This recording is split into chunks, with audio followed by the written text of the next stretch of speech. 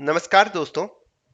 आज की इस वीडियो में मैं आपको एक और इम्पोर्टेंट टाइम साइकिल सिखाऊंगा जो एक बेसिक ज्योमेट्री के ऊपर बेस्ड है।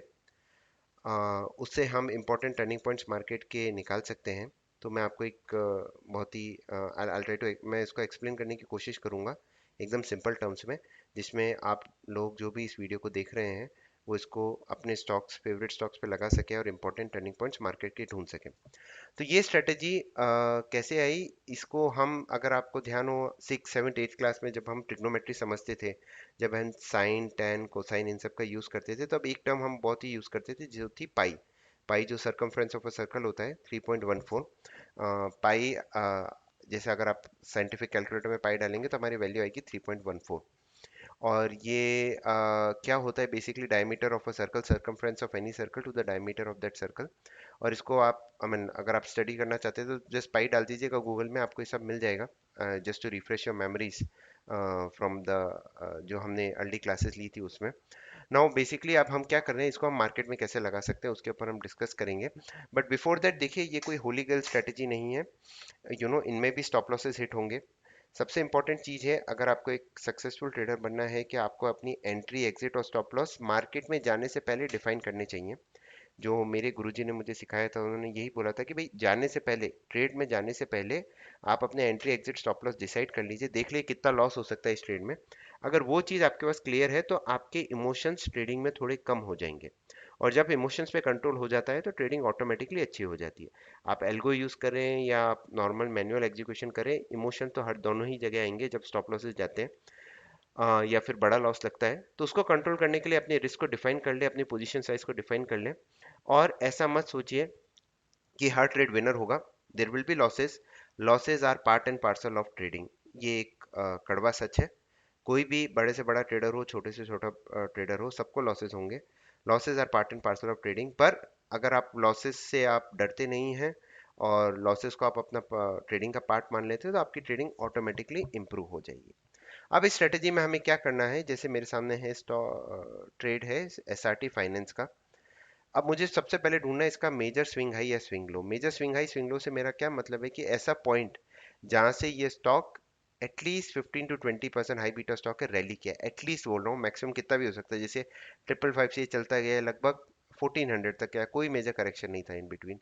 फिर ये साइडवेज में हो गया, पर ये एक मेजर टॉप कहलाएंगे क्योंकि ये नेक्स्ट 5 से 6 महीने तक टूटा नहीं है, और इसके बाद एक अच्छा 15 to 20% करेक्शन भी आ गया। तो अब जैसे हम यही लेते हैं, इसने ये लो बनाया था 24 सितंबर 2020 को, 555 का। यहाँ पे आप देख सकते हैं ओपन हाई लो क्लोज। तो यहाँ पे 24 सितंबर को 555 का है। मैंने एक सिंपल एक्सेल खोला है। देखिए मैंने लिखा है 24 सितंबर और 555। ये फॉर्मूला मैं हटा देता हूँ। अब मैं क्या करूंगा, 555 इस प्राइस को मैं 3.14 से डिवाइड कर रहा हूँ, मल्टीप्लाई नहीं कर रहा हूँ, डिवाइड कर रहा हूँ टू गेट ए फैक्टर। ये फैक्टर है 176 डेज। 24 सितंबर 2020 प्लस 176 डेज अगर मैं करता हूँ, 176 का फैक्टर, मेरे पास एक डेट आती है 19 मार्च 2021। मुझे इस डेट पे जाना है और वहां पे देखता हूँ कोई इंपॉर्टेंट टर्निंग पॉइंट मिला है क्या बाजार में। 19 मार्च 2021, ये देखिए, ये डेट है 19 मार्च 2021। इसको मैं बड़ा कर देता हूँ। 19 मार्च, यहाँ पे आप देखिए एक बहुत ही बड़ी कैंडल बनी थी, उसी दिन स्टॉक 4% चला। अब उस दिन मैं जनरली क्या करता हूँ, मैं इसको पोजिशनल ट्रेडिंग में यूज करता हूँ। अगले दिन अगर ये हाई ब्रेक हो जाता है 1380 और 5 मिनट सस्टेन हो जाता है तो मैं एंट्री ले लेता हूँ। तो 1382 83 के आसपास मुझे आराम से एंट्री मिल जाएगी। उस दिन क्लोज भी 1381 के ऊपर हुआ है। 15 मिनट्स अगर सस्टेन हो जाती है 1379 पे तो मैं एंट्री ले लूंगा। मेरा स्टॉप लॉस होता है लो ऑफ द कैंडल, 1300 मेरा स्टॉप लॉस है। तो I am taking a risk of at least 80 points का। तो मेरे रिवॉर्ड एटलीस्ट 80 पॉइंट्स होना चाहिए। तो 1380 प्लस 80 होता है 1460, जो आई थिंक नेक्स्ट 1 2 3 यहाँ पे आ गया, 1471 आ गया। और उसमें मैं अगेन 80 ऐड कर दूंगा तो मेरे आ जाएगा 1540 के आसपास। तो ये इसने हाई बनाया ऑलमोस्ट 1510 का। तो हम अपनी पोजीशन को ट्रेल करते रहते हैं, और यहाँ पे हमें एक अच्छा trade with in 3 4 trading sessions में 80 रुपीज के रिस्क से एटलीस्ट इसने हाई बनाया था 1510 का। तो ऑलमोस्ट लगभग 150 to 200 पॉइंट्स का प्रॉफिट हो गया। तो वन एटलीस्ट 2 आवर प्रॉफिट तो मिल ही गया with in 2 to 3 trading sessions without just putting a simple stop loss और एक सिंपल डेट के हिसाब से। एक और एग्जांपल लेते हैं। मैंने बहुत सारे एग्जांपल्स बना के रखे हैं इधर। तो जैसे ये एक और एसआरटी फाइनेंस का ही बनाया मैंने। 1535 का इसने हाई बनाया था 15 फरवरी 2021 को। देखते हैं 15 फरवरी 2021, 15 फेब 2021, ये रहा। इस दिन इसने हाई बनाया 1535 का। सेम लॉजिक मैंने अप्लाई किया इधर भी। इसको मैंने 3.14 से डिवाइड कर दिया है, 489 डेज आएंगे, और उसको इस डेट में ऐड करता हूँ तो मेरे पास डेट आती है 19 जून 2022, जो अभी रिसेंट में ही गई है। 19 जून 2022 को क्या हुआ एसआरटी फाइनेंस में, देखते हैं। 19 जून, ये 20th है, ये 19, देखिए एक परफेक्ट बॉटम बन गया है मेरा। 11 555 का, 444 का हाई है, 1 2 2 का लो है। अगले दिन इसने इसके ऊपर सस्टेन किया, मैंने एंट्री की विथ 1 2 2 एज लो, और फिर ये 3 दिन में एक बहुत ही अच्छा घिस गया। स्टॉक बहुत ही अच्छे से चल गया, 3% इस दिन चला, इस दिन फिर 2% चला, इस दिन फिर 3%, लगभग 10% की, 7 से 8% की तेजी हो गई है। और हम अपनी, जैसे मैंने आपको सिंपल सा लॉजिक बताया, उसके हिसाब से आप प्रॉफिट बुकिंग भी कर सकते हैं। उसी तरह से टाइटन में भी देखिए, ये बहुत सारे स्टॉक्स हैं जिनका हमने ये लिया है। आप कोई भी मेजर हाई मेजर लो लेके इस स्ट्रेटेजी का यूज कर सकते हैं हम।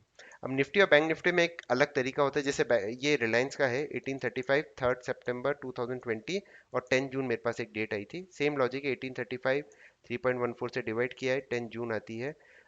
देखिए रिलायंस में 10 जून को क्या हुआ है, बहुत ही इंडेक्स स्टॉक है तो अच्छा मूवमेंट आया था इसमें। ये देखिए 1835 का लो जो इसने बनाया था थर्ड को। अब हम चलेंगे 10 जून को और देखते हैं क्या हुआ था। 10 जून को एक मेजर टॉप बन गया था, देखिए 9th 10th को एक मेजर टॉप, उसके अगले दिन गैप डाउन हुआ। अब गैप डाउन हुआ है तो हम कैसे ट्रेड करेंगे, तो बेसिकली अगर इस लो के नीचे सस्टेन हो रहा है तो आप अगले दिन ओपनिंग में शॉर्ट कर दीजिए with this low as stop loss, जो सॉरी पिछले दिन के लो को स्टॉप लॉस। तो मैं 18 सॉरी 2701 के स्टॉप लॉस से अगले दिन ओपनिंग में शॉर्ट कर दिया, और फिर ट्रेड को राइट कीजिए। और टारगेट वही, ये रेंज जो होगी लगभग 90 पॉइंट्स का मेरा टारगेट रहेगा। तो ये लगभग इधर अच्छी तरह से अचीव हो गया। अब निफ्टी और बैंक निफ्टी में हम जनरली प्रॉब्लम क्या होती है इस स्ट्रेटेजी को लगाने में। निफ्टी में जैसे देखिए 7511 का लो बनाया था 24 सितंबर 2020, अगर मैं इसको 3.14 से डिवाइड करता हूँ तो आई गेट ए डेट इन 2026, जो मुझे लगभग 6 साल वेट करना पड़ेगा। तो बड़े स्टॉक्स और बड़े इंडेक्स में हम क्या करते हैं, लास्ट का एक डिजिट हटा देते हैं, 7511 को मैं 751 ही बना दूंगा। तो ये हमारे पास डेट आ जाएगी 18 नवंबर 2020। अब देखते हैं 18 नवंबर 2020 को निफ्टी में कुछ हुआ क्या।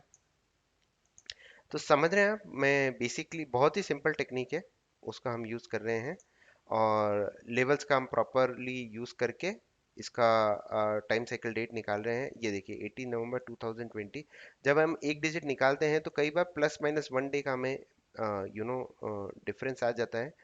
पर 18 नवंबर 2020 ये रहा, ये 19th है, देखिए अगले दिन 19th को लो बना। फिर उसके बाद अच्छा मार्केट में बहुत ही बहुत ही अच्छा सुंदर अप ट्रेंड आ गया था। तो इस तरह से हम इस बेसिक स्ट्रेटेजी का यूज कर सकते हैं। निफ्टी बैंक निफ्टी आप हर जगह लगा सकते हैं। जैसे बैंक निफ्टी का भी हमने एग्जांपल लिखे रखा है।